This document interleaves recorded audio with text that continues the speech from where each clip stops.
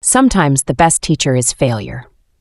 That phrase used to be just a platitude hanging on my office wall, until last year when I orchestrated a lesson in failure that 7 arrogant seniors would never forget. I'm Dr. Samantha Reed, but my students call me Dr. Sam.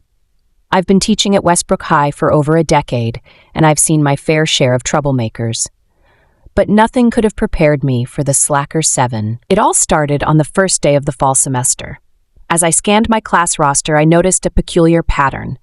7 senior boys had managed to finagle their way into the same period. Their names were etched in my memory from countless staff room conversations: Jake, Ethan, Tyler, Max, Liam, Noah, and Aiden.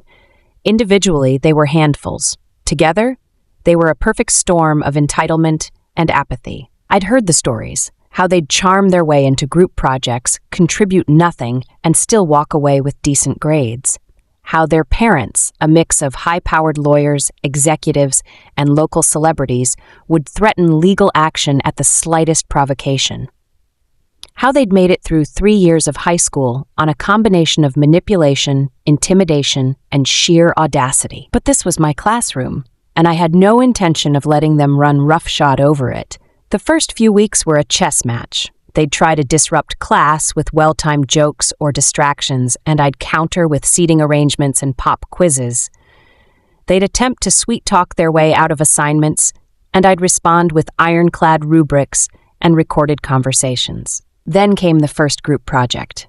I divided the class into 7 groups of 4, making sure to separate the slackers.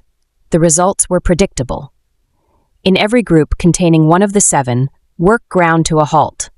Other students complained of missed meetings, ignored texts, and last-minute scrambles to cover for their absent teammate. When the projects were presented, the disparity was glaring. Groups without a slacker produced innovative, well-researched work. The others, barely coherent messes cobbled together the night before. As I handed out the grades, the excuses began to fly. "But Dr. Sam, I did all the work and my group members are lying. My part got accidentally deleted, I swear. You never explained the assignment properly." I was ready. For each excuse, I had a counter. Detailed rubrics, time-stamped online submissions, recorded explanations of the project. The slackers were outmaneuvered at every turn. But I underestimated their most potent weapon: their parents. The next week was a parade of angry emails, unscheduled office visits, and thinly veiled threats. I sat through meeting after meeting, listening to how I was stifling creativity or not understanding their child's unique learning style. Jake's father, a senior partner at a prestigious law firm, hinted at a discrimination lawsuit. Ethan's mother, a local news anchor, suggested she might run a story on unfair grading practices. Tyler's parents, both surgeons, questioned my qualifications to teach their gifted son. Lesser teachers might have caved, but I had a secret weapon, an unwavering principal who had my back.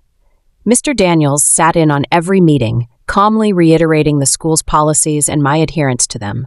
By the end of the week, the parents retreated, but I knew this was just the opening salvo. As the semester progressed, a pattern emerged. The slackers would coast through individual assignments, doing just enough to scrape by. But group projects, that's where they shined. In all the wrong ways. They developed a rotation system, spreading their lack of effort equally among their classmates. One project, Jake would be the deadweight. The next, it would be Ethan's turn. They'd buy their groupmates lunch, promise favors, anything to avoid being called out. The rest of the class was miserable.